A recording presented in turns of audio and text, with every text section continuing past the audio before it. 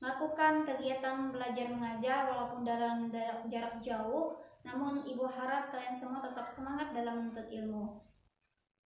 Baiklah anak-anak, jadi untuk hari ini kita akan membahas tentang pengawasan pendidikan di sekolah. Nah, karena kemarin kan kita sudah membahas tentang administrasi pendidikan, supervisi pendidikan, perencanaan pendidikan. Nah, dan hari ini kita akan membahas tentang pengawasan pendidikan di sekolah. Nanti kita akan bahas beberapa hal yang ada di dalamnya dan lain sebagainya. Nah, sebelum kita lanjut lebih dalam lagi ke pengawasan pendidikan, di sini nanti Ibu akan menjelaskan terlebih dahulu pengawasan itu sebenarnya apa sih? Nanti akan kita bahas. Baik, sebelum memulai pelajaran, kita ucapkan lafaz basmalah terlebih dahulu. Bismillahirrahmanirrahim. Nah, sebelum kita lebih lanjut lagi, lebih dalam lagi membahas pengawasan pendidikan ataupun pengawasan di sekolah, jadi kita akan lebih mengetahui terlebih dahulu pengawasan. Sebenarnya pengawasan itu apa sih? Nah, jadi pengawasan adalah suatu kegiatan yang dilakukan oleh seorang pimpinan untuk menjamin agar pelaksanaan kegiatan organisasi itu sesuai dengan rencana, kebijakan, dan ketentuan yang telah ditetapkan. Nah, itu untuk pengertian dari pengawasan. Atau dengan kata lain, kita lebih mudah menyimpulkan pengawasan ini berupa pengamatan, ataupun pengawasan ini adalah pengoreksian ataupun penilaian terhadap suatu pekerjaan, apakah itu sesuai ataupun tidak dengan ketetapan atau rencana yang telah dilakukan. Nah, itu anak-anak untuk pengertian pengawasan tadi. Ibu ulangi sekali lagi ya. Jadi pengawasan tadi merupakan suatu pengoreksian ataupun penilaian terhadap suatu pekerjaan di dalam sebuah organisasi yang dinilai misalnya meliputi seperti misalnya biaya, dana, tenaga, dan lain sebagainya. Ataupun dengan kata lain, pengawasan tadi adalah suatu pengamatan. Nah, seperti kita yang keibaratkan kita ini hidup pasti diawasi, yaitu diawasi oleh Allah Subhanahu wa taala. Kurang lebih seperti itu pengertian dari pengawasan, tidak lebih ya. Untuk pengawasan ini ada beberapa hal yang akan kita bahas anak-anak. Yang pertama itu ada bentuk pengawasan, ada sifat dan ciri pengawasan, lalu ada alat pengawasan, lalu yang terakhir ini ada teknik pengawasan. Nah, untuk bentuk pengawasan itu ada 4 macam, yaitu ada yang pertama itu silakan anak lihat ya, ada pengawasan fungsional, yang kedua itu ada pengawasan bersifat politik, yang ketiga itu ada pengawasan bersifat masyarakat, dan yang keempat itu ada pengawasan bersifat melekat. Nah, untuk membahas lebih dalamnya lagi kita akan bahas pada minggu depan. Jadi Ibu hanya menyebutkan secara garis besarnya saja. Lalu selanjutnya setelah bentuk pengawasan, di sini kita akan lihat ada sifat ataupun ciri dari pengawasan. Nah, sifat ataupun ciri dari pengawasan itu sendiri, pertama, sifat atau ciri dari pengawasan itu harus bersifat fact finding atau berarti menemukan fakta. Maksudnya di sini adalah menemukan fakta bagaimana proses pekerjaan tersebut atau suatu pekerjaan itu dilakukan. Nah, itu di situ kita bisa melihat misalnya ketika seorang pengawas melakukan pengawasan, dia akan memantau ataupun melihat bagaimana cara kerja orang, apakah sesuai ataupun tidak dengan ketentuan ataupun rencana yang telah ditetapkan. Misalnya proses pekerjaan ini bisa berkaitan juga dengan misalnya dana, dengan anggaran, ataupun hal lainnya. Lalu sifat yang kedua dari ciri ataupun sifat pengawasan ini adalah pengawasan bersifat preventif. Maksudnya di sini pengawasan bersifat preventif adalah pengawasan itu bersifat mencegah agar tidak terjadinya pelanggaran ataupun penyelewengan dari hal-hal yang sudah ditentukan ataupun ditetapkan. Baik, lanjut lagi. Yang selanjutnya itu ada alat pengawasan.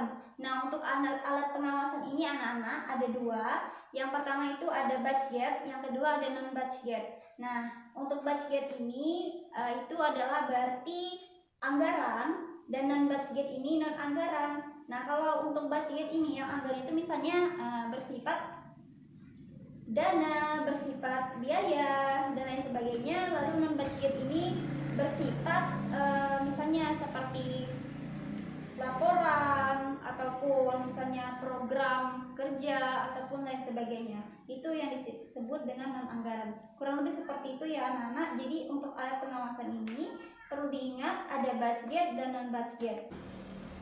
Nah, baik, selanjutnya ada teknik pengawasan. Nah, anak-anak, untuk teknik pengawasan ini ada dua macam. Yang pertama itu ada teknik pengawasan langsung, yang kedua itu adalah teknik pengawasan tidak langsung. Nah, untuk yang pertama ini, teknik pengawasan langsung itu adalah teknik pengawasan yang dimana seorang pimpinan itu langsung terjun dan mengawasi sendiri atas pelaksanaan kegiatannya.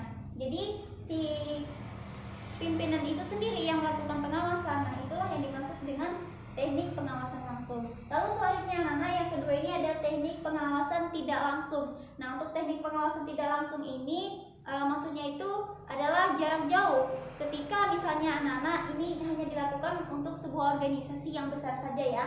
Misalnya seorang pimpinan menyuruh seorang untuk mengawasi sebuah lembaga ataupun organisasi. Nanti setelah melakukan pengawasan, yang disuruh oleh pimpinan tadi melaporkan apa-apa yang telah dia dapat kepada pimpinannya. Nah, seperti itu ya anak-anak untuk teknik pengawasan.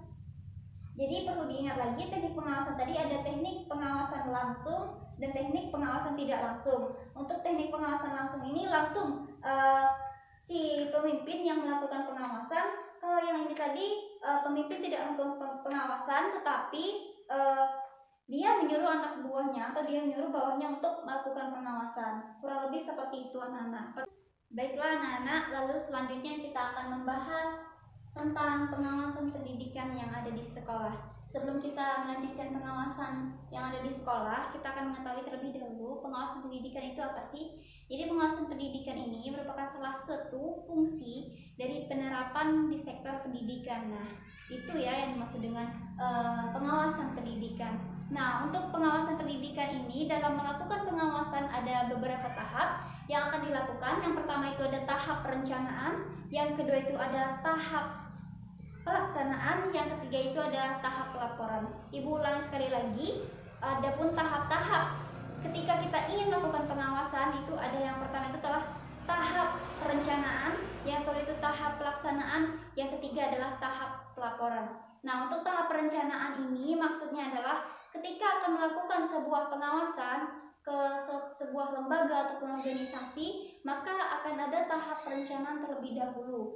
Maksudnya tahap perencanaan adalah merumuskan ataupun merencanakan apa-apa saja yang akan dilakukan, yang akan diawasi di dalam sebuah lembaga pendidikan, misalkan baik itu di sekolah, di SD maupun di SMP dan lain sebagainya.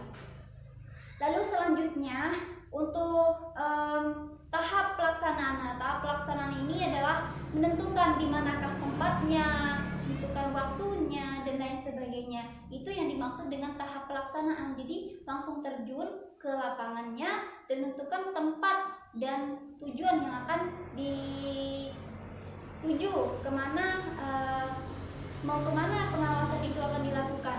Lalu selanjutnya yang terakhir itu ada tahap pelaporan. Nah, tahap pelaporan ini merupakan tahap yang terakhir ketika setelah selesai merencanakan tahap perencanaan tadi, tahap pelaksanaan, maka ada tahap pelaporan. Nah, tahap pelaporan ini anak-anak, jadi setelah melakukan pelaksanaan tadi mereka pasti mendapatkan data-data atau fakta, maka dari data atau fakta tersebut tadi akan dilaporkan kepada pimpinan ataupun dinas pendidikan. Nah, itu yang dimaksud dengan pengawasan pendidikan tadi ya.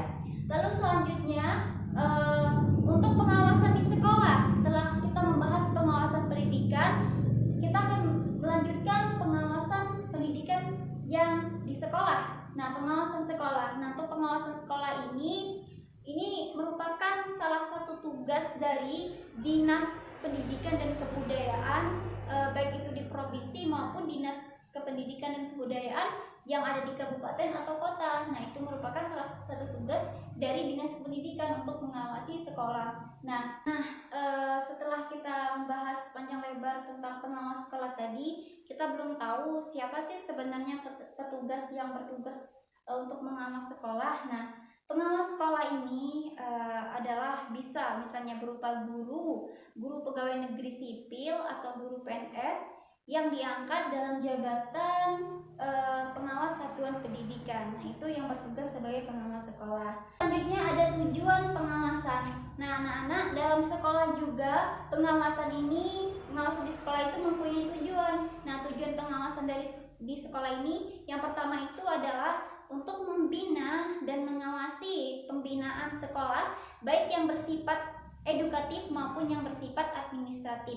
Maksudnya di sini adalah ketika tujuan pengawasan ataupun pengawasan itu dilakukan, tujuannya adalah untuk membina dan mengawasi pembinaan sekolah baik yang bersifat edukatif misalnya seperti belajar mengajar maupun yang bersifat administratif misalnya yang bersifat dengan data ataupun lain sebagainya. Itu untuk tujuan pengawasan. Lalu yang kedua, tujuan pengawasan itu adalah untuk membina dan mengawasi kerjasama sekolah dengan instansi yang terkait. Jadi itu salah satu juga dari tujuan pengawasan. Lalu yang ketiga, tujuan dari pengawasan di sekolah itu adalah untuk mengawasi ataupun membina, membimbing dan mengawasi pelaksanaan PMB atau misalnya di perguruan tinggi penerimaan mahasiswa baru atau misalnya di sekolah penerimaan siswa baru, dan juga membina dan mengawasi pelaksanaan ujian misalnya seperti ujian nasional kah, ujian sekolah kah, ujian ulangan semester ataupun ujian akhir semester. Nah, itu tujuan dari pengawasan. Sebenarnya anak-anak masih banyak lagi tujuan dari pengawasan ini. Nanti silakan anak-anak baca dan anak-anak pahami. Itu di halaman 119, nanti silakan dibuka bukunya. Lalu selanjutnya di sini ada ruang lingkup pengawasan. Nah, untuk ruang lingkup pengawasan ini ada 5, yaitu maksudnya ruang lingkup pengawasan di sini hal-hal yang diawasi dalam sekolah. Pengawas akan mengawasi beberapa hal yang ada di lingkungan sekolah, misalnya seperti pelaksanaan kurikulum. Nah, pelaksanaan kurikulum ini meliputi isi, misalkan cara metode mengajar seorang guru, alat pembelajaran yang guru pakai itu seperti apa, dan juga misalnya dalam evaluasi. Nah, hal semua tersebut akan dievaluasi ataupun akan diawasi. Lalu selanjutnya ruang lingkup pengawasan di sekolah juga ada pendayagunaan tenaga teknis di sekolah, misalnya seorang guru untuk mengecek misalkan apakah pembelajaran ataupun proses belajar mengajar di sekolah itu efektif atau tidak. Nah, di situ akan diawasi oleh petugas pengawas. Lalu selanjutnya ruang lingkup pengawasan yang ketiga itu adalah pendayagunaan sarana dan fasilitas. Maksudnya di sini adalah untuk mengawasi apakah penggunaan sarana atau fasilitas itu sesuai ataupun tidak dengan ketentuan dan peraturan perundang-undangan yang telah ada. Lalu selanjutnya ruang lingkup pengawasan juga ada di ketetausahaan. Jadi yang diawasi adalah di ketetausahaan, baik dari pegawainya, misalnya dari perkantoran atau segala macamnya, itu semua akan diawasi oleh petugas pengawas. Lalu selanjutnya ruang lingkup pengawasan yang terakhir yang diawas oleh pengawas sekolah itu adalah hubungan kerjasama antara sekolah dengan instansi pemerintah. Nah, itu akan diawasi oleh petugas pengawas. Nah, jadi Ibu ulangi lagi, untuk ruang lingkup pengawasan tadi ataupun hal yang akan diawasi oleh petugas pengawas di sekolah, itu yang pertama tadi adalah pelaksanaan kurikulum, yang kedua tadi ada pendayagunaan sarana dan fasilitas, ada juga pendayagunaan tenaga teknis sekolah, dan juga ada pemeriksaan ataupun pengawasan ketetausahaan sekolah. Lalu yang terakhir itu ada pengawasan hubungan kerja sama antara sekolah dengan instansi pemerintah. Nah, itu ya anak-anak. Lalu selanjutnya ada sasaran. Nah, untuk sasaran pengawasan di sekolah itu pastinya adalah sebuah lembaga pendidikan, misalnya baik berupa itu SD, mau SMP, mau SMA. Nah, itu merupakan sasaran. Misalnya sasarannya juga seperti kepala sekolah, guru, tenaga kerja yang bekerja di dalam sekolah tersebut,